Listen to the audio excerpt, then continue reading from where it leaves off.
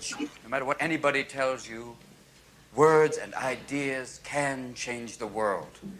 Now, see that look in Mr. Pitt's eye? Like 19th century literature has nothing to do with going to business school or medical school, right? Maybe. Mr. Hopkins, you may agree with them, thinking, yes, we should simply study our Mr. Pritchard and learn our rhyme and meter and go quietly about the business of achieving other ambitions. A little secret for you. Huddle up. Huddle up!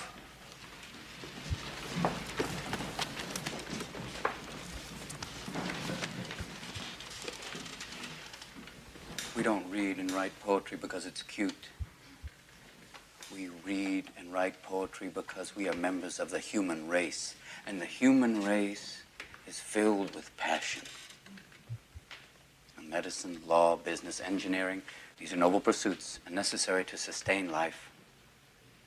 But poetry, beauty, romance, love, these are what we stay alive for. To quote from Whitman, "O me, O life of the questions of these recurring, of the endless trains of the faithless, of cities filled with the foolish, what good amid these, O me, O life?" Answer, that you are here, that life exists and identity, that the powerful play goes on and you may contribute a verse. The powerful play goes on and you may contribute a verse.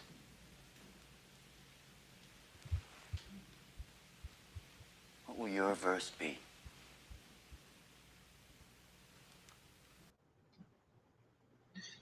Yes, here we go. What would your verse be? So welcome everyone. I'm here with Frank's Escamilla. I'm going to present him a little bit. Frank's one of the best persons I know in this world. He has a lot of love inside himself. He's a poet. He helps a lot with healing, and we would like to talk a little bit about poetry making, and his story. That's also amazing. But I would like to share, Frank, and welcome a little bit about a scene that I have with you during IP. And IP was, for those who don't know, is a school that Frank was used to teach, and for the ones that are not fitable in the common world school. So people go to this school and it's very magical. And I remember that in my year we passed through a lot. We had a crisis with refugees by that point, and a lot of people had a lot of pain because they had to go home or couldn't be in it. And then Frank came with Janice, and it was so beautiful because he brought a lot of light and softness as well. And I remember us singing a Brazilian indigenous song while doing this passage ritual in the forest, burning what we wanted to let go and being ready for the new life we wanted to. And it's nice. We are still friends, and it's very beautiful to have you here. Thank you for accepting the invitation. You're muted. Thank you for all the beautiful words and invitation to be here. It's always a pleasure to be able to speak with people you love. So I appreciate that invitation. Yeah, we love you too, man. If I may, I would like to start with a memory from the first workshop I had with Frank. It was a poetry workshop, basically. And you presented me like poetry in a very different perspective way for me. And I remember talking to Miriam about it, and I getting emotional, but I'm telling her basically my life changed. Like after the workshop, I said like my life changed. Like I start just seeing those beautiful letters put in the paper in a different way, but not the ones that other people write. The ones I write, it was different. And that was really special for me. And like to give you like this thank you, like really thank you for that. It's really meaningful for me because I remember like 2 weeks ago we had like a live like this, and I wrote a poetry here on live, and like it was fun because like it became like a piece of enjoyment and fun for me, like to write after that workshop. And part of that was because of you conducted us like on during that workshop, and you presented like one of the most beautiful poetry I still share with people. That was the Oriya Mountain Dreamer, like and like I still sharing this with other people that don't know poetry. And then it's beautiful because it has Brazilian translation as well, Portuguese Brazilian translation. It's really nice. And I remember that day. I remember like having this piece of paper in front of me, and like everybody was reading the poetry, and at the end you just looked to us and said, just say whatever you feel about it. And then I was like, is that what we're supposed to do? It's like it was like looking to poetry as a form of art for the first time in my life. And this was really special at the time, and it's like a teaching that I'm carrying with me so far. And I really want to ask you, like, you've been like in some amazing projects, and of course like we want to hear all about them. The Street Poets is one of them, and I remember other people that work in this project of the Street Poets, and they are all amazing people as well. But then comes the question, is poetry for everyone? Like is this kind of thing like that I felt like, is this meant for everyone that is open to? What's the secret of like making people get open like I did during a workshop like that? Yeah, it's an interesting question that we even have to ask that, right? Is poetry for everyone? Mm-hmm. You know, I think it speaks to systems that have put certain narratives in place, you know, that try to say certain things are for some people and other things are for not. Yeah. The short answer is, yeah, poetry is for everybody, right? Poetry is a tool to use to tell our stories, to honor our stories. It's its own language, right? A language that translates the message of the soul. So how could it not be? How could it not be for everyone? I think many times we get intimidated by the structure or by the rules that are put on certain practices or certain exercises in poetry. And poetry can be anything, right? Poetry, I mean, yes, you can step into these different types of poetry, right? If you want to practice and learn that certain form. But realistically, anytime you tap into your most authentic truth, your most authentic self, and you allow that to speak, it's poetic. You know, it's a language that's needed in the world right now. So it shifts things, right? When you meet someone, you know, who's been conditioned by this narrative to think they have certain limitations or certain things don't belong to them, or their stories aren't important, which is the main one, right? Because if there's a dominant narrative in the world telling everyone that you're not good enough, or your story is not good enough, or you don't deserve to speak or to be heard, we start to believe that. But if you step in with an invitation and an offering, an opportunity to say, hey, let's sit in a circle, let's become a community, let's create a container that can hold the most precious and painful parts of your story and honor them and turn them into beauty, into art. Like, how could people not take that invitation? So really, I'm blessed to be able to hold that space, right? One of my teachers, he's a water pourer who practices, you know, Lakota ways. And, you know, he refers to himself as a broom pusher, right? We just keep the space clean for whatever needs to come into the room. Good. Great.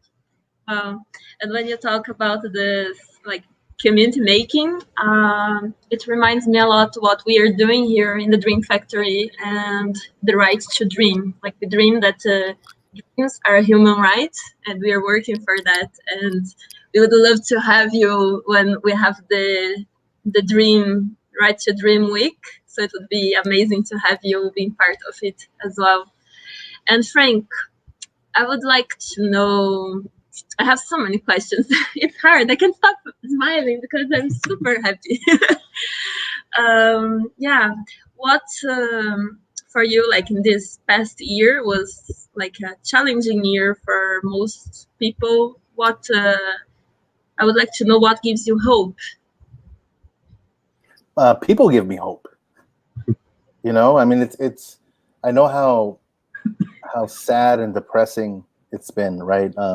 Our nature as human beings is to gather, you know, is to group, is to look at each other in the eyes, is to hug, to touch, to experience each other's energy, you know. And me, you know, myself, it's been a challenge because I'm used to going into, you know, working in workshops where I see thousands of people a week, you know, and I get to experience energy and an exchange like face to face. And so to go from that to now everything being online has been challenging, but I've discovered you can create similar circles in these squares, right? You can create a container if the intention's there.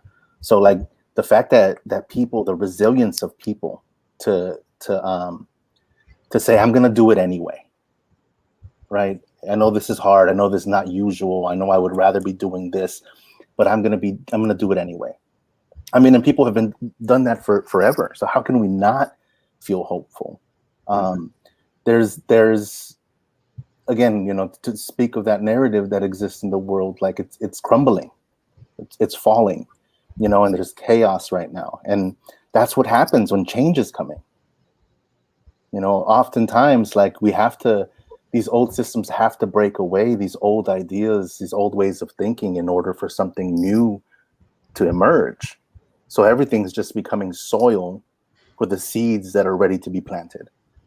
You know, so that fills me with hope. Dreams fill me with hope. Like there's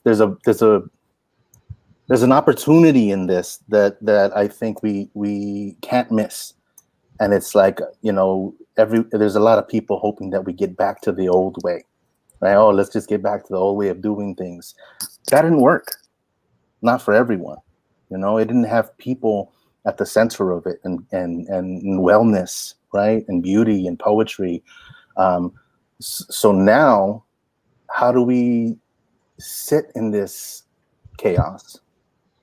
How do we sit and learn peace and learn how to express ourselves and learn how to write our narratives into the world so we can weave, right? We can weave a blanket, you know, that keeps everyone warm. So long answer, but short answer is, you know, people give me hope. Ideas, dreams, beauty, poetry, art. You all give me hope. So Yeah. In the subscription we said, will art change the world and the humanity? Like, will save humanity species? And I believe so. Like when I see you like doing the magic you do and putting your superpowers in the world, it's not like observing every superpower, right? Because one day in it also Frank asked us in the common room, if we could have a superpower, any superpower, I remember that, what would you have? And then he gave me the smartest answer ever, and I use it. I stole your answer. That would be, I would have a superpower that can observe other powers like of others. And I think somehow you do that with poetry. Like you bring this blossoming through people, and then they can bring their superpowers and just exist, you know? That's an interesting question. Can I make a point over it? Because I wasn't in this class, but I keep thinking, maybe that's not a good idea, you know, like, because with every superpower come like a super, like also vulnerability for something. And absorbing the power of other people is also absorbing their vulnerability. So it's like all the suffering or empathy that you're gonna have. And I think like to be an empathical person is like a blessing and a curse at the same time, because when someone is in pain, you're gonna feel the pain as well. So it's like a very dangerous path to cross over there, like when you're like wishing that. But I would like to make a point here, like when you said like people give me hope, and I believe that too.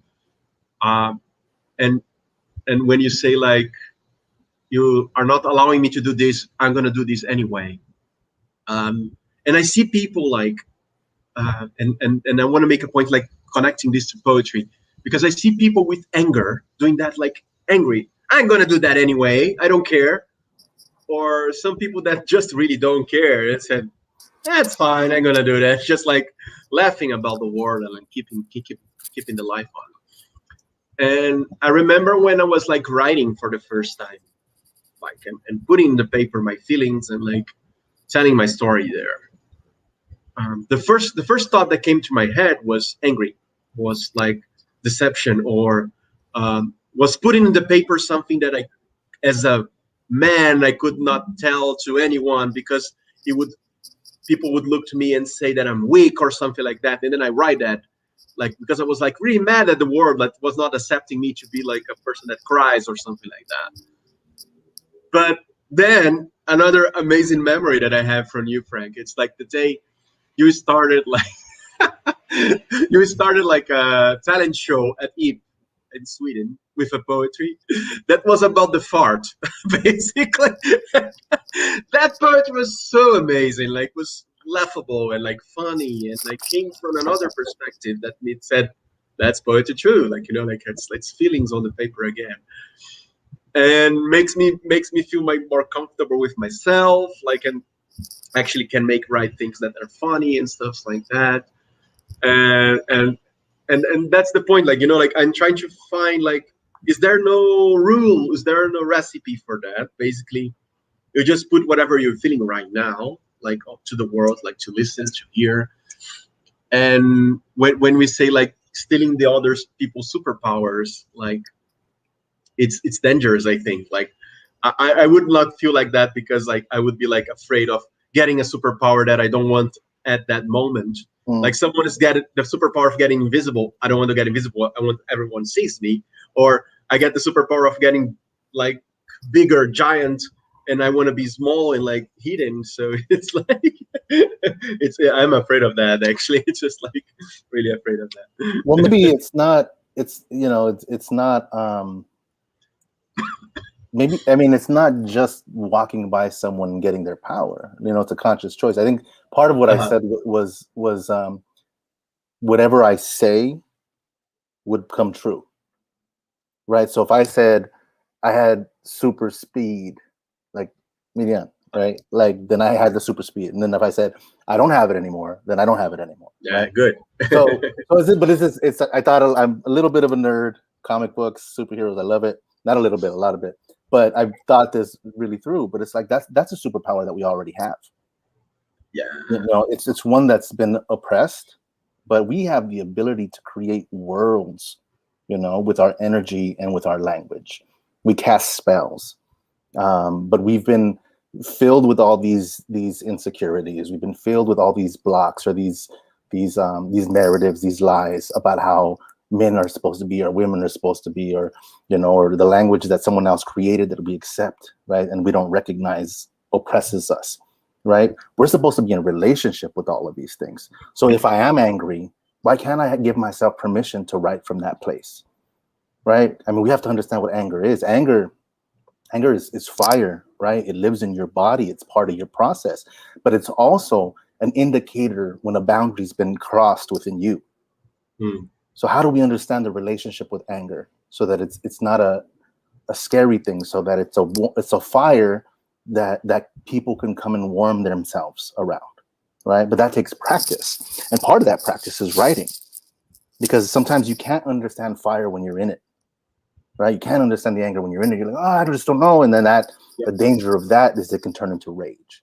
But what if we were in better relationship with these emotions, and we give them opportunities to breathe, right? Because everything needs to breathe. And as the more we do that, the more we know how to wield them, offer them, use them, you know, to heal ourselves. Like there's no, if we're listening to someone else telling us you can't do this with yourself, with your own experience, then we have to renegotiate the relationship with our truth. If that makes sense. Yep. Aline Faraco is commenting that demands of effort, like just like kids. Yeah, like all true. things, like all things. Yeah, most definitely. I mean, that's why these are called practices. Practices, because because we have to fail every day, which is not really failure. We're learning, right? We have to experience it to find our groove, to find our way in the world. You know, most of what I've learned in this life is because I've listened. Right? I didn't do really well in school because of the system that we have here, the educational system that doesn't know how to embrace young people or the ways that they learn, right? Or remember that in our bones that we learn through stories, that our people have passed down stories from generation to generation, that not everything happens linear in a straight line, that we exist in circles. So at some point, and and I'm still learning, right? Every day I'm still practicing, I'm still negotiating with my anger, but every day is a new day to learn something different. If we know how to listen. We put a lot of stock into the educational system, right? But but a degree doesn't mean that you're an expert in something, although it does in this world, right? Because you haven't had a chance to practice it. And that's not saying don't go to school. That's not saying learn nothing. Like, that's all important and powerful in its own way. But it's not, it doesn't limit the other part of you that learns differently. Yeah. The other part of you that has to experience and exchange in real time or in dream time, with another human being, to really understand the theory behind it. True. And I think that's the advantage that you had when you were at this Swedish school that actually allow the kids there to do that. And I think in Brazil is the same. Like, the educational system also is really tough, for people that act different from the average normal. And even for those that act like the average normal and are well behaved, as I did as a kid. I was a AAA student, good grades, well behaved and stuff like that. And I think the school basically killed my creativity when I was a kid, and didn't allow me to think differently from other perspectives. And that was really bad. It's not good at all. To act like this with any human being. I think that would be. It's interesting because I believe that I could stay and remain outside the box, even it was painful, because when you are the persons that are outside the box that actually are normal and not fitting the system, we are not normal. We are normal, and we are just understanding that we are not fitting the system as most of the people. And sometimes it was really hard too, because I didn't feel belonging for long. I don't know you, Frank, but I didn't feel belonging a lot of times in my life. I felt a lot apart, and INIP was really to be home, even with the challenges, because I think it was the first time in my life that I allowed myself to feel anger, to feel, I've never felt angriness like that before, and to embrace that and sustain that. For example, I was angry with my roommate, and I said, okay, I need space. I'm super angry and I don't want to talk with you. I didn't do this ever in my life. And it's such a freedom, to be able to do that and to allow myself. It taught me to have limits and to understand that I don't have to say yes for everything, and to tell people that this is how far I can go. From that on, I can't go anymore. And yeah, it taught me a lot. Even with Herbert, in our relationship, sometimes we have so many conversations that sometimes they are hours, a conversation that remains for hours, and sometimes it's very tiring, but it's so important. It's so important to respect each other in what they need, and also understand that it's not always that we can solve the things. because I don't know, somehow I had before, like, I want to solve this, like, a very egocentric way to deal with things. And now I see that it's different after it changed a lot, and after a lot of conversations with you as well. It's important. It's important to feel angriness, to feel sad, to feel happy. But also, I think there is another learning there, and I don't know you both, but how do I express it? Because there are many, many ways of expressing it. Like, if I'm angry, for example, in NIP, there was this day that I was also with a lot of angriness. And I got this wood thing, and I started to make art on it, and it turned to be the part of my bed. And it was such a nice thing, because after put my hands on and building this art stuff, I felt so good. So it was so nice to shift the energy and use it for a powerful thing. So it would be amazing if schools could teach that. I know that now there are a lot of social emotional skills going on, but it would be amazing to deal with this kind of feelings there, and not saying you're right, you're wrong, but saying, okay, you're angry. Do you want to get all these pillows and throw them in the ground until you feel good? Yes, that could be something. Well, and that's why that scene that you showed from the Dead Poets Society is so powerful, right? It's not necessarily what he's saying, it's the invitation he's making. You know, like, why can't you be brave? Why can't your voice matter? Why can't poetry live in all these things? Why can't it be the center of yourself? And I think a lot of it is like, you know, even when we're having conversations, like we're taught to seek answers, but we're not taught to cultivate better questions. Yeah. Right? Because we may receive answers, but they may not be the ones that we need, or they might not even, you know, be the ones that we want. Right. But so how do we cultivate better questions in that process, so that we can discover our answers on our own? Like that's what that teacher did. That's what the educational system needs. Like, you know, because our power is connected to our imagination. You know, in order to see this new world and this hope, you have to be connected to your imagination, because that's where we build. And that's connected to that young person that still lives in us. And unfortunately, that young person is the one that's suffered most of the traumas that you go through in life, right? Like you said, in school, they try to kill my imagination. Like all these times when people, they don't recognize that we're these feeling beings, and that it's okay to be these feeling beings, and that everything we experience, we feel deeply, you know? And so every time we hear something that tells us we can't, it's like another layer is put on us, right? Hiding the gold. But the gold's still there. It's just, how do we connect to this? And that's hitting on it, right? Through poetry, through art, like through expression, right? The practice of pressing it out, allowing it to come, and then become whatever it's going to be. Yeah.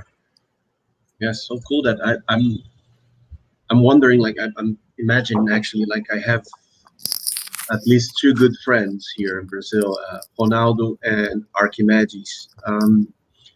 They are poets. They have their lives, they have like their things, and they are poets as well. That's really cool, and they write like really cool things about their communities where they live in, and express themselves. One day I was talking to Ronaldo, and I asked him, why do you write?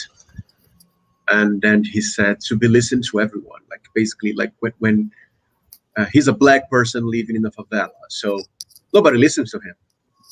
But when he writes, he can appear in this big cultural events with full of people, full of money, that will buy like his little leaflet, and he's listened. People listen to him. But he said to me, like, but be careful, because I don't use this as a shield, because I speak my mind.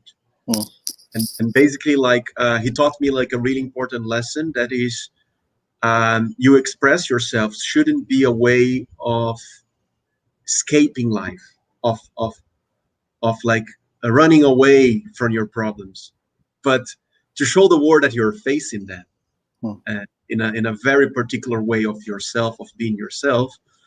and not doing this to appear to be someone else or to appear to be different or to just to survive. You're not trying to survive. You're writing your lyrics. You're writing the story of your life right there, and like you're exposing yourself to the world in a very particular way that only you can do and nobody else. Like you're not like reproducing something. You're not like just like, even when you're reading to someone something that was not you, that you write it, you are reading something that touched you, and then you're expressing to the other people. And then when he says that to me, I remember like the question you do when you read a poet in your workshops with us. What do you feel? Like, you shouldn't care what I feel. Like, what do you feel when you do that? Like, what's the matter? What attracts you when you read that? And that's not a shield, you know. Like I feel like I have been living with a shield my whole life, like to protect me from things that I think that were gonna hurt me anyway, about my feelings. So if I express my feeling, I'm gonna be hurt.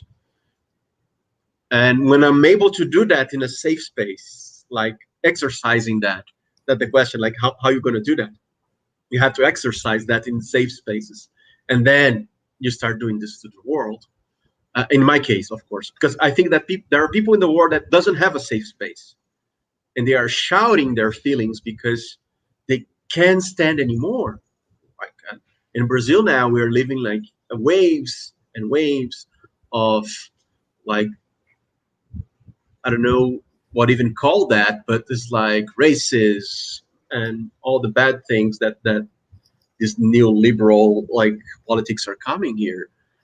And people cannot stand that anymore, like in different ways, and they are using art and culture to express themselves, and that's really powerful. Like because it touches us in our feelings, even though we are not have the superpower to be empaths.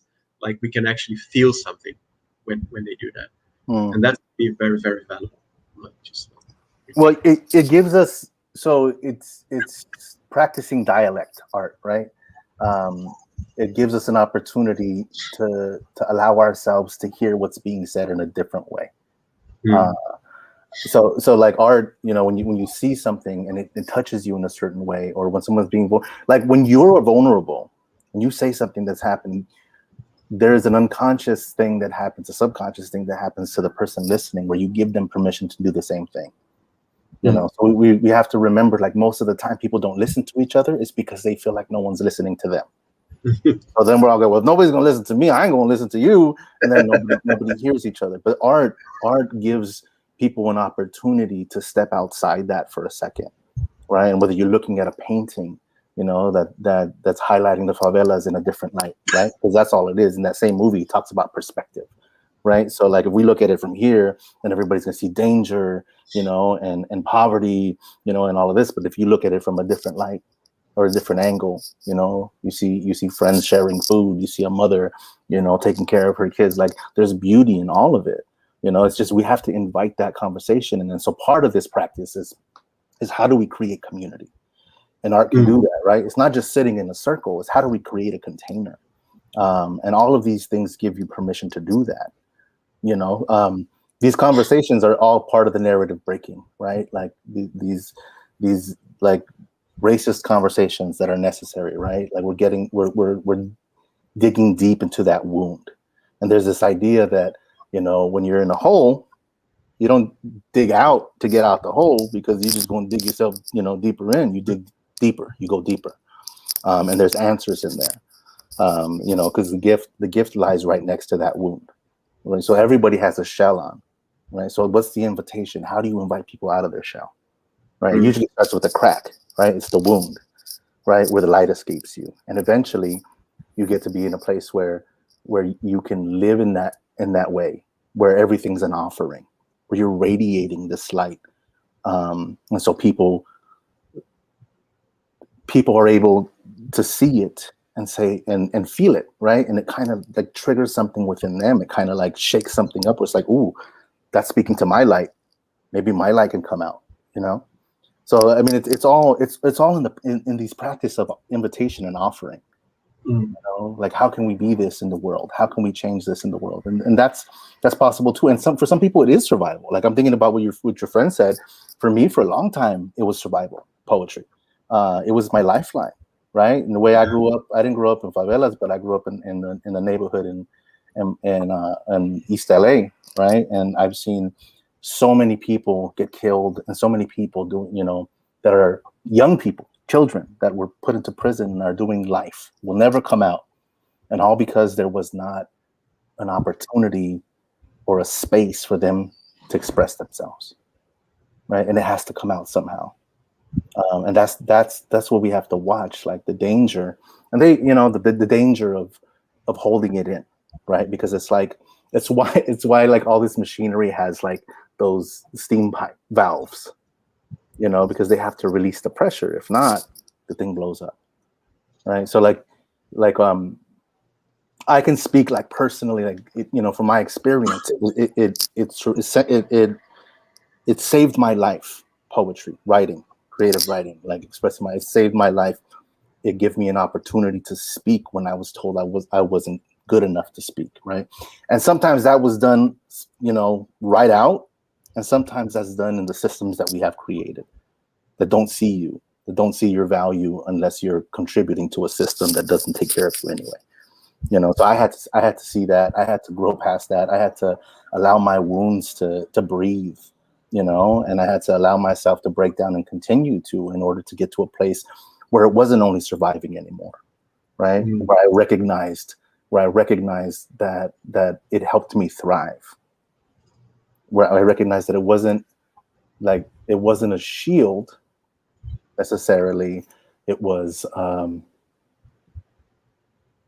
a sword, right?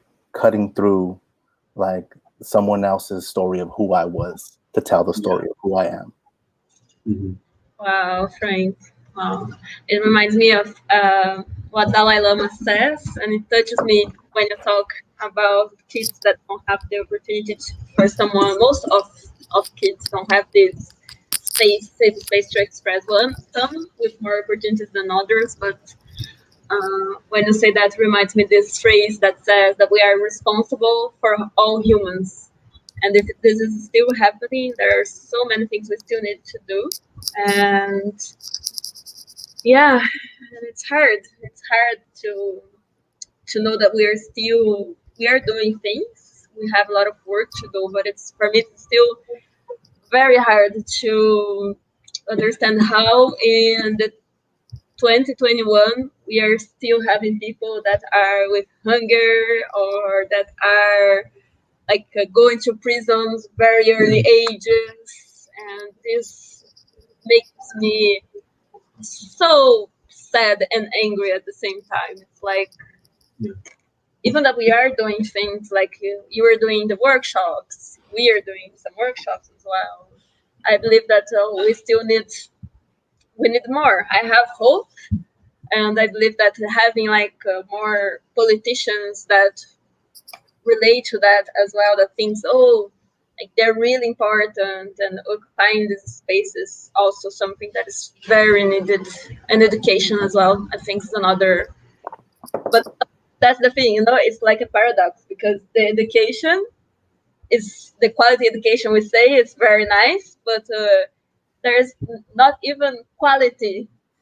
And when we say quality, it has so many perspectives, differing where are you from and what do you believe at, because everybody's different. So it's very complex, but I still believe that with initiatives like we are doing, or like IF, or other cool things like that, will emerge, and then we can create more safe spaces where people can express themselves. I think this is the most important thing.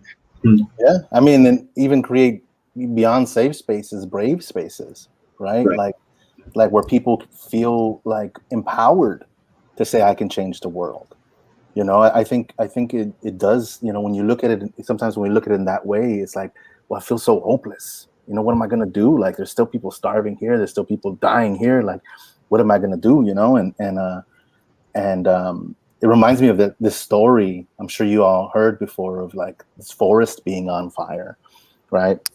and it's burning and it's like raging, and all the animals start running out, right? And so all that, the elephants and like the, you know, the little critters and creatures run out, you know, and the birds are flying out, and everyone's standing on the edge of the river, looking at it like, oh man, our house is burning. What are we going to do? Like, God, there's nothing, you know, it's out of control. We can't do anything. And there was this hummingbird, and the hummingbird didn't participate in the conversation. It just flew by them, and it picked up a little bead of water, and it flew back to the fire, and it just drops that bead of water, and it's just back and forth. And while it's doing this, all the animals are talking smack, right? They're like, oh man, you know, what's hummingbird doing? Like, it's too small. It can't make a difference. It can't, you know, what's that going to do? Like, you know, and then other people are like, well, I would help, but I'm kind of scared of getting burned, and I don't want to do all of this, you know? And so finally, like, it's going back and forth. And so finally on this trip back, you know, this next trip back, the bear, who's the biggest, right, and the most powerful in that forest, is like, hummingbird, what you doing? What you doing, hummingbird? Like, this is a waste of, like, there's no way you're going to carry enough water back and forth, you know, with your little beak, that little drop, and it's going to make a difference from this raging fire. Like, how are you going to do it? What are you doing? The hummingbird stops for a second, and it looks at the bear, and it says, I'm doing the best I can. Mm-hmm. Right? And there's so much wisdom that lives in that story. Yeah. You know, there's always gonna be hardship, right? Until we all get to the human experience it's part of it, right? To get us to that next place in ourselves, in our evolution. But we have to see the hope in every movement. You know, we change lives every single day. Sometimes we don't know who's watching this that may see this and be like, yo, I can do something in my community. Y'all, look, I started doing workshops when I was 18. I was just stepping away from the gang life, and there was this field that was in between this apartment complex and the freeway. And so I just took kids there with me, and we sat and we just talked and we wrote, right? And we did different workshops. You know, it was like that space wasn't being used, so I'm gonna create something here. Why not? You know, and I don't know what it did to those kids, but I'll tell you, every once in a while, I'll get an email saying, hey, Frank, I don't know if you remember me, but 20 years ago, you know, we sat in this thing, or we sat in this after school program, you know, and we did this workshop. Like, it just takes the imagination, right? We just got to imagine. We got to be brave enough to step outside, or not even brave enough to step outside of fear. We got to be brave enough to step when afraid, right? And trust that, like, look, this ripple is going to reach the other side of the pond, right? This ripple is going to water, you know, the garden, or that seed that possibly is going to grow and change the world. You know, it's all about waging hope on the world. You know, and that inside people saying, yo, you're good enough. What? You know, you got a pen and a paper? Write that poem. You know, hand that poem to a stranger, right? Go stand on the box. Y'all know they call me Bus Stop Prophet. The reason why they call me Bus Stop Prophet is because I was named that on a bus stop, right? Same thing. I left, you know, like a friend of mine was murdered. I left that life, right? That life behind before I got too crazy involved in it, the gang life, and I started venturing out into the world on the bus, right? Which up until that point was too dangerous to do, because if we went to the wrong block, you could get killed. So I said, you know, I'm going to trust. And I started getting on the bus and going to different parts of the city. And there was this one time that I was sitting on a bus stop not too far from here. And there were 4 people on this bus stop. I told this story before, but I'll tell it to y'all again.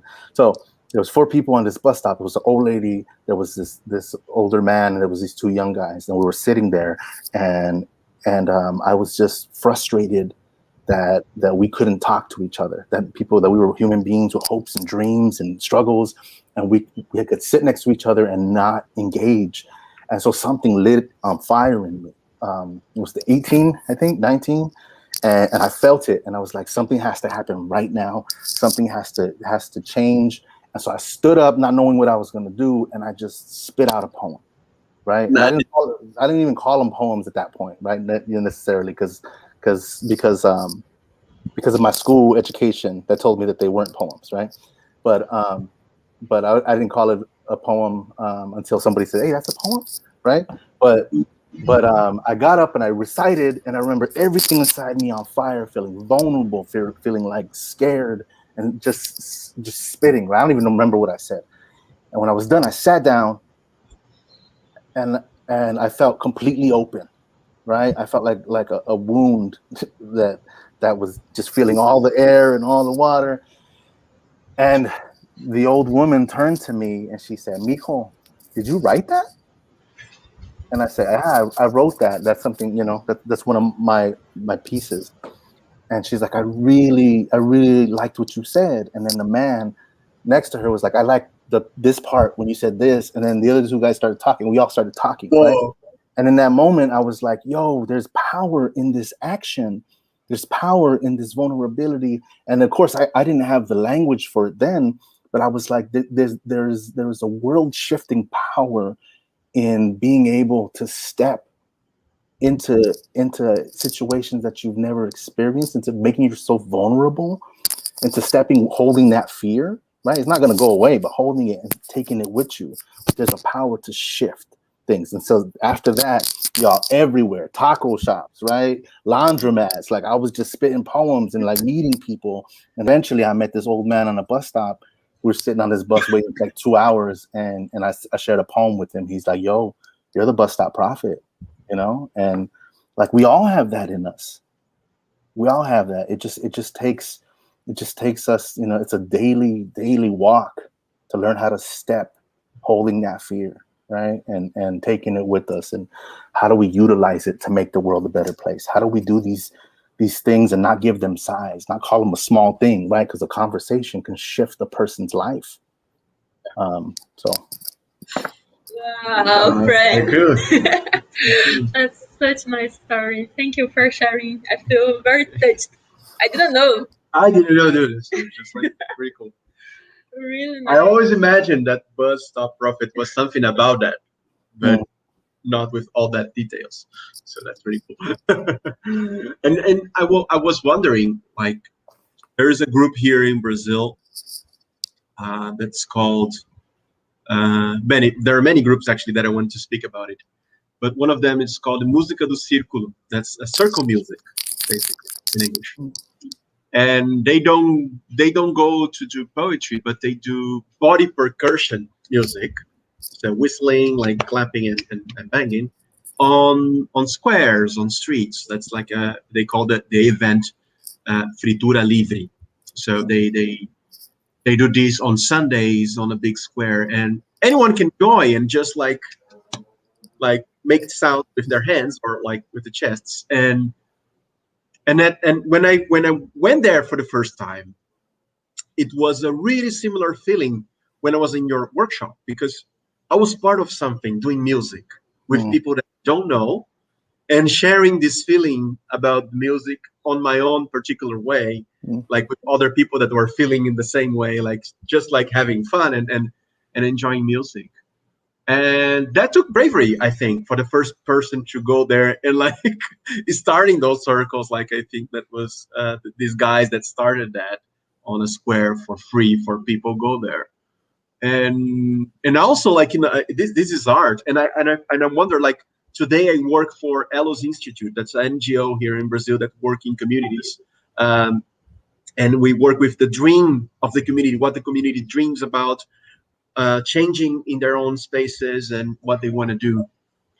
And I wonder if what we do here is a little bit of artistic too, because we work in many levels, like about the feelings and how the people are feeling to do about those things, doing these invitations of reflecting and sharing and really close the feelings of making friends on that space, like you did in the bus stop or the laundry. Like, you're sharing feelings, you're making new friends. Like, when you're exposing yourself, you expect the others also like to feel something, and we are doing that in the community. So the question is, like, is art and cultural expression a form of social change, right? Because, like, it's very powerful. Like, it's or the opposite. Like, is social change a form of art, or both things are the same? Like, I'm like are figuring out that now. Like, I think like social change, like social transformation, development work in communities, these things are art.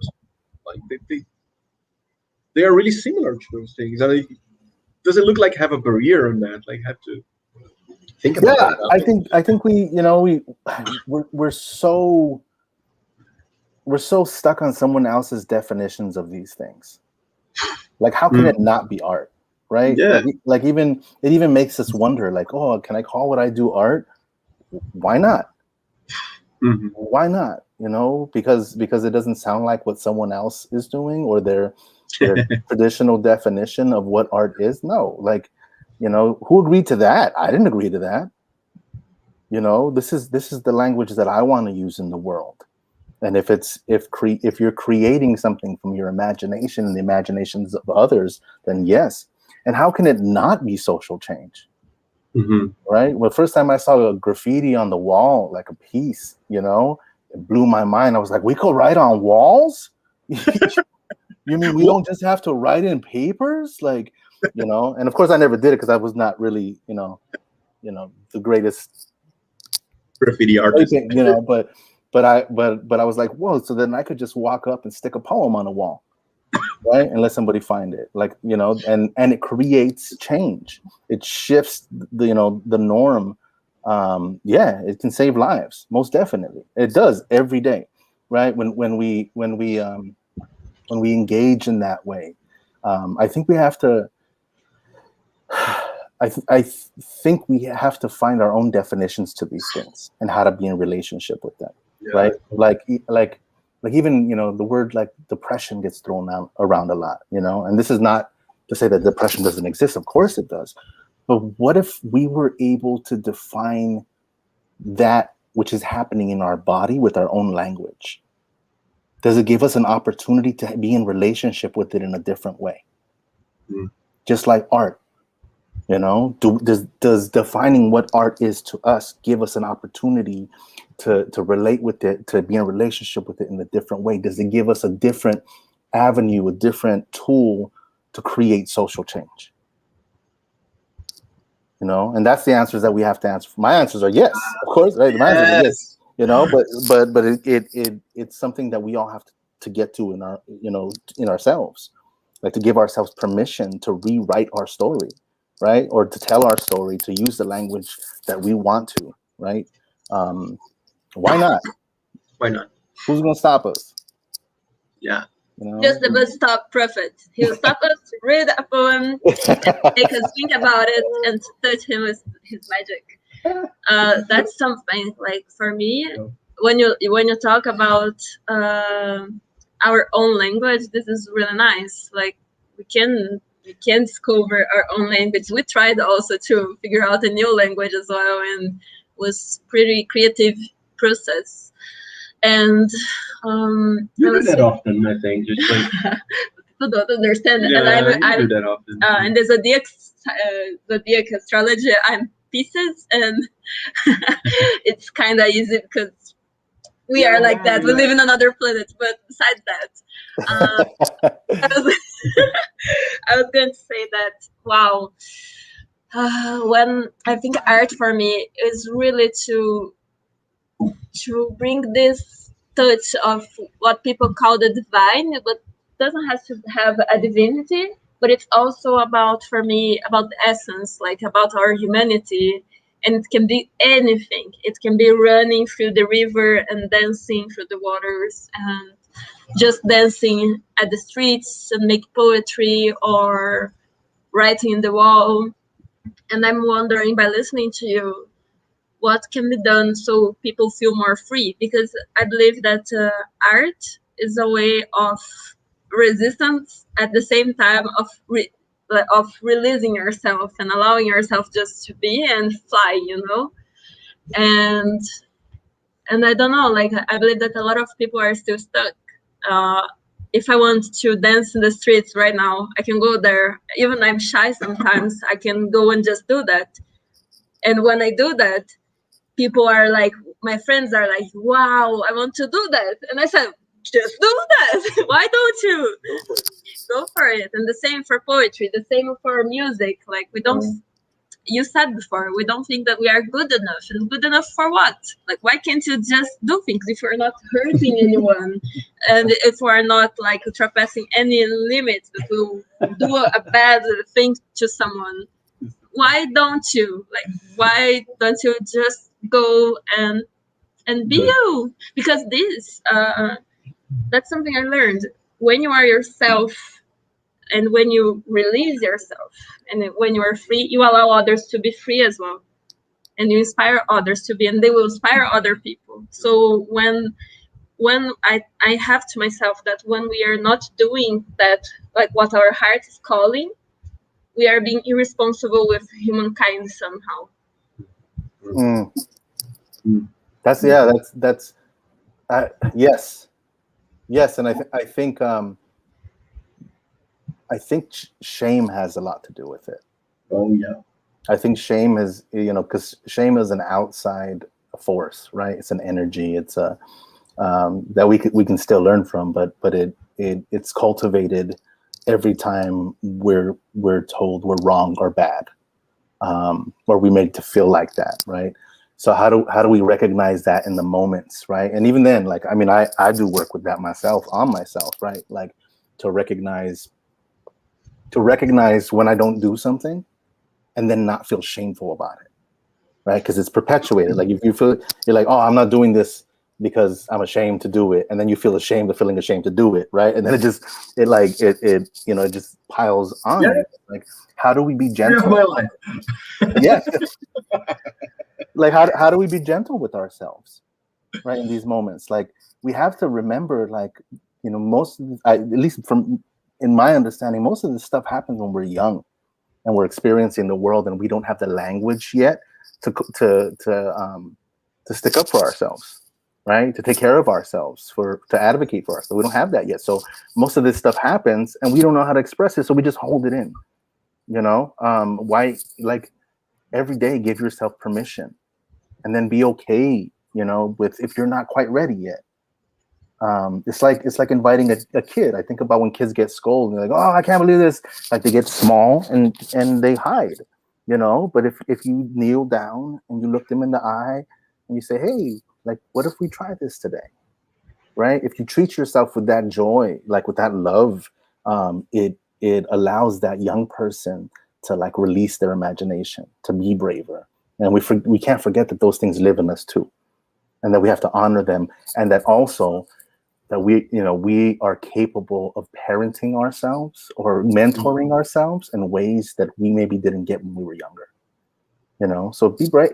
Be like, I think too, a lot of the times we're told, be brave, don't be afraid, and maybe it's not about that. Maybe it's about being afraid and doing it anyway, right? Like holding that fear with you like a baby, right? Saying, okay, I know you're scared, but we're gonna do this today, right? And then dance, dance like no one's watching, and then dance if people are watching, and love yourself and be in love with yourself in that process. And then if it feels shameful, feel it, like don't rush away, don't push away from what you're feeling, honoring what's coming up in you. Give it space and say, I see you, I know why this is here, I'm gonna feel this, and then it can go. Yeah, that's true. I was just laughing when Miriam was telling that you should go and express yourself if you're not hurting anyone.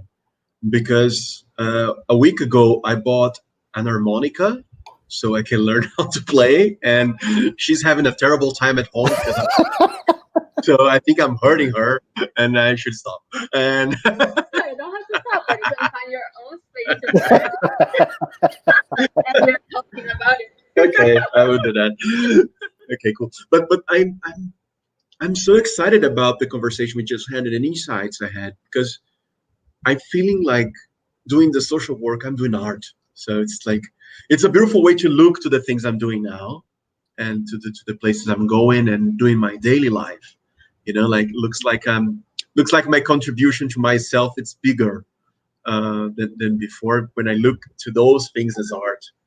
And it makes me proud of that. Like, look what I built. Like, look at these people. Like what I accomplished here with them, and it's really nice to look as a form of art. Like, it's really interesting. And I'm really flattered to to have this conversation with you both, because make me realize that in my life. So it's like it's really cool to imagine a future where I will be building art every day, like where I'm doing art every day, and it makes me more comfortable actually to change my paths, to not be that shameful of the things I do, or to be afraid of doing things, to be more brave, as we are talking about.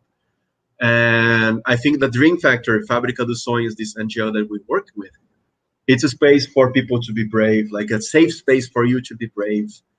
And that's really cool. Also, it's like a really cool thing to imagine, like a place where I can be brave and I will be supportive and a safe space for that. And about shame, I said the story of my life because I think that that's where it all started, like to being ashamed of doing things and like afraid of showing people for my art or whatever I was doing. But I think like the shame is like a really conception of a shell that I create myself, and I'm trapped on it. Like I create this shell by myself to protect me, but now I'm trapped on that. I cannot leave it. And to break that, it hurts a little. Like to break that hurts a little and take some time. Take some time, but it's possible, and it's really nice when you can see the world outside of shame. And I after I started my relationship with Miriam, I started breaking a lot of shells of shame inside of myself. And I was really angry with her one day that she like reprehended me once. I was dancing and singing a song that was really weird. And she said, "What are you doing?" I said, "I was just expressing myself. Now I'm not doing it anymore. Just go back to the shell." And then I realized, you know what? Whatever, I'm gonna do that. And it was like, and I was not drunking and anything. I was just like dancing because I really enjoy a singer, and I was like expressing whatever I was doing with it. But that's something, you know, like sometimes we say something to someone, and that can be like it can achieve you, like it can get to some point in their body that can be very harmful, and we don't know that. We're not. So like even today he reminds that, and it's been a healing for us, and it's nice to talk about that, because people normally look to us and think that we are the perfect couple and we are happy every day. And I think it's nice to say that art is also going through conflicts and embracing that, and having a lot of dialogue, and sometimes passing through things like this that we pass like in both ways, you know, and it's really nice. And all the things are learning too, you know, like when I'm about to express myself that way, when I was represented by you, and I'm not saying that I feel that still, I forgive you about it. I remember that time, you know, I said, I lost 3 or 4 precious minutes of my life that I was really happy because I was ashamed. Because I listened to you while I was sure that I was happy, and then I got sad. So why should I lose again these 3-4 beautiful minutes of my life and express myself because what someone else was thinking about me? Just like whatever I want, and like that's really cool. Yeah, that's renegotiating your relationship with shame, right? Because if you don't, it grows out of control. You know, there's that moment where you felt it. You know, oh, I'm gonna stop. You know, and it's like, why stop, right? Why? What joy is it bringing me right now? And why am I giving it this power? You know, but then to catch it before you feel ashamed of feeling ashamed, right? Because it's like then that just continues on. And also like to be in that space where it's like, because we don't know. Sometimes it's harmless, right? But also, what are we feeling inside ourselves when we say these types of things? Right? Like, why are you dancing like that? Like, is it because of something that's, you know, touching something inside of you, you know, that is being reflected in that moment, right? So it's like, how do I show up in this way? You know, we're gonna make mistakes. You know, we're all beautiful, like unique creatures in this experience together, right? And we've all experienced the world differently. So there's gonna be moments like that. You know, and even if there are, it's beautiful to be in a relationship that is able to hold these things, right? Be able to say, okay, well, this happened. Okay, well, that's not what I meant. Or even just to take time yourself, like, you know, to be like, I'm really hurt right now, and I need to breathe, and I need to be myself, and I need to think about what happened, because maybe it wasn't meant in that way, and maybe I'm just, I'm being triggered in some way, and I can either breathe it out, or maybe I have to say something. But now we possess the ability, the language, to be able to advocate for ourselves. They're saying, this is what I was doing, so I was feeling, and this is what it felt like. And then we can hold space and listen. And they don't have to say exactly what we need to hear, but they need to hear exactly what we're saying. Yep. Yeah, for sure. And just a parenthesis is when I say should, and this happens a lot when I'm expressing myself in English. That is not my born language, the language I was born with.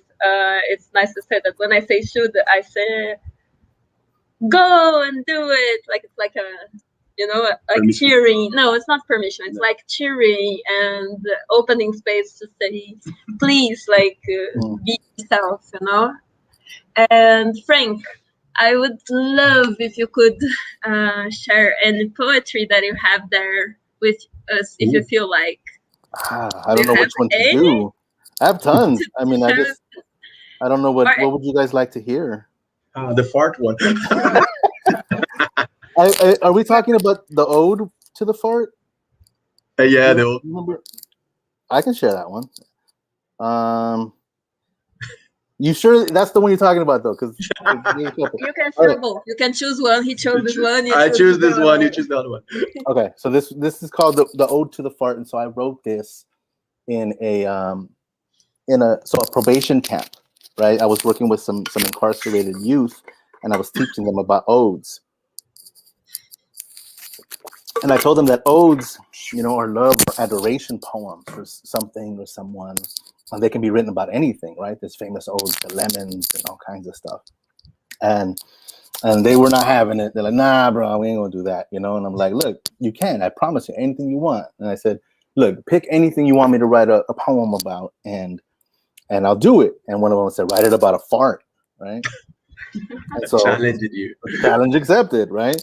And so this is dedicated to those little farts. So it goes like this: ode to the fart. I know you're in there. I feel you in there, floating around inside my panza like a balloon full of helium, battling the ceiling fans for supremacy. You stand your ground. You gurgle and whine like a wild pig with its hoof caught in a hunter's trap, thrashing around my intestines, trying to find your way out. But you weren't born to be a burp.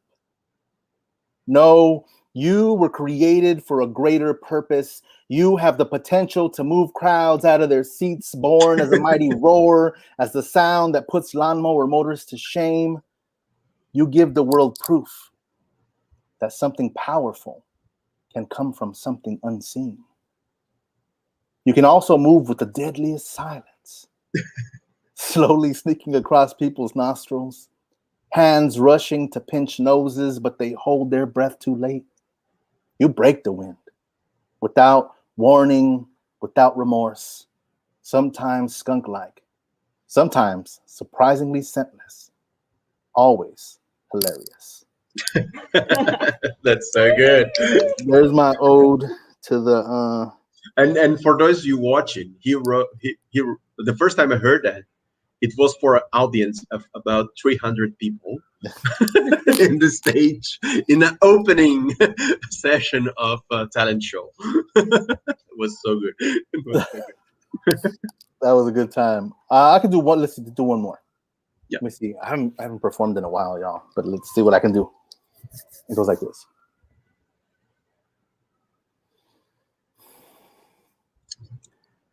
I am he who was called me. Divine manifestation of spirit and seed, world within world of possibility. Intricately simple, easily complex, energy made rhythm, made to matter, into flesh. On the verge of awakening dreams that will blossom movements, inspire revolutions into spheres. Expression risen above the comforts of fears. I am not the beginning nor the end. I am the transition from stranger to friend. The connection between drunken sublime and state of zen. The mystery of what came first, the chicken or the egg McMuffin. I am silly. Laughter of 1,000 frowns. Celestial clown dangling among stars, giving Luna another reason to smile down upon the soul's reflection. Making me master of my own density. I am human. I am human once. Oh, y'all, I forgot my poem. I lost it. I forget it. So now I got to do another one because I forgot that poem. I just amazed at like how you can remember everything. Just like I didn't remember everything. Right? I lost here. We were like this, with our mouths open, like smiling. And okay, let me just finish from where I left off, or you want me to do it again? I'm human. So I said, I am human, and then says laughter of 1,000 frowns, celestial crown. So I don't even think I have a line that says I am human. Okay, here we go. Okay. So it goes, I am student to the question whose answer lies in the. Yeah, I'm just gonna start again because I'm lost. Yeah, okay? Cool. Rewind. We're gonna edit this out. Yeah. That's all right, y'all. But this is the beauty, right? This is how art goes. Live. This is where we go. I am he who was called me. Divine manifestation of spirit and seed, world within world of possibility. Intricately simple, easily complex, energy made rhythm, made to matter, into flesh. On the verge of awakening dreams that will blossom movements, inspire revolutions into spheres. Expression risen above the comforts of fears. I am not the beginning nor the end. I am the transition from stranger to friend. The connection between drunken sublime and state of zen. The mystery of what came first, the chicken or the egg McMuffin. I am silly. Laughter of 1,000 frowns. Celestial clown dangling among stars, giving Luna another reason to smile down upon the soul's reflection. Making me master of my own density. I am student to the question whose answer lies in the 21 grams that leaves the carcass when death kisses us to sleep. Born in the year of the sheep. I graze on the knowledge that resides on every page. Breathe in the thoughts of every street sage. Keep what nurtures growth. Exhale everything that don't so the trees can breathe too. I am the wisest fool. Learned my insight from the owl's view. Who? Who? I am the wisest fool. Learned my insight from the owl's view. Who? Who? Who knows what secrets the universe holds written like poetry and genetic codes? I do. I do. At least, I think I did. That is, I thought I knew. I mean, I felt it once, didn't I? The realization that I was one with the sky, an ocean held in each teardrop cried from the mind's eye, capable of giving the blind another way to see, that one only needs let go to be free. I am he who is called him, deeply rooted in the ground, yet flowing with the wind, burdened no more by the weight of mountains. My visions soar with a clarity that make my feet itch to dance the truth into existence, step by step by step. Thank you. Whoa, amazing. I was into it. You know, that poem usually is stuck right here in my head, so I don't know where it went for a second, but I'm glad that I was able to share it again. Yeah, it's like so powerful when we are like actually into it and like hypnotize it. Basically, that's so great. Thank you very much. Thank you so much.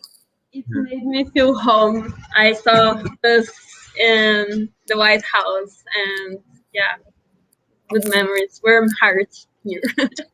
I felt a hug. Yeah, well, I want to see you. I hope to see you both soon. You know, I want a real hug, not just virtual hugs. Yeah. So we would like to thank all the people that were commenting and saying hello here in the chat. Alini, Rebecca. Yeah. Becca. From the line. Oh, hi, Rebecca. Rosie and all the others, that's Cynthia and all the others that were listening to us and watching us. And of course, like we already said to you, we want to bring you to Brazil so you can actually share a little bit more and like actually be here like for a while, so you can play some workshops for us here too. Now we have the pandemics, and then we can figure out like how we're gonna do that later. Right. So for us to finish, do you have like anything that you would like to share, and tips or your like work, and who wants to follow you? How can people know more about your work and be part of your workshops? Thank you so much, for sure. So if you want to follow me, it's Instagram at Bus Stop Profit. That's my Instagram. That's my Facebook. I think I have a Twitter, but I don't use it too much. I'm also working on my website, y'all. So if you follow me on Instagram, make sure you send me messages saying, Frank, get your website together. But I'm going to be posting more and more workshops on there that I'm running, whether from writing to creative writing to just how to run a circle to just, you know, all kinds of different stuff. So please stay tuned as well. You do online too, huh? or are you doing? I do a lot of online. So I do storytelling workshops. You know, I do poetry workshops. I do I do circles. I hold space for people. I teach people how to hold space, Nice. and all that fun stuff. And then you can always, you know, I'm a director of of school and community school programs now at Street Poets Inc., as well as a teaching artist there. So Street Poets is another really dope organization to check out. You know, you can check them out on Instagram, or you can go to the website. There's some cool stuff happening there too. And yeah, I have a lot of good stuff on the horizon, y'all. I have a children's book coming out soon. I have a poetry book coming out soon. And then, you know, more and more, I feel like more and more invitations are coming to get out into the world. So once we open up again, you know, you all will see me in different places. So, and thank you. I just want to say, everybody, thank you for participating, like in the circle, like the way I was taught, the way I believe. Once we sit in a circle together, we're community, you know. So y'all are my community now. So reach out, say hello, you know, send me your poems, and you too, especially. I love you. Thank you so much for the work that you're putting into the world. The art, it's beautiful, it's amazing, and I appreciate you. Thank you. We appreciate you too. And yes, I say to everyone, you're one of the most amazing persons I know in this world. So thank you for coming here and talking with us. And then if you could send us the two poetries that you read to us, and we will be translating this video also to Portuguese later and to leave on YouTube. So it will be nice to have the text so we can post together with it. For sure. Thank you. Cool. Nice. Thank you, everyone, and we see you next week then. Bye. Bye-bye. Let me end the broadcast.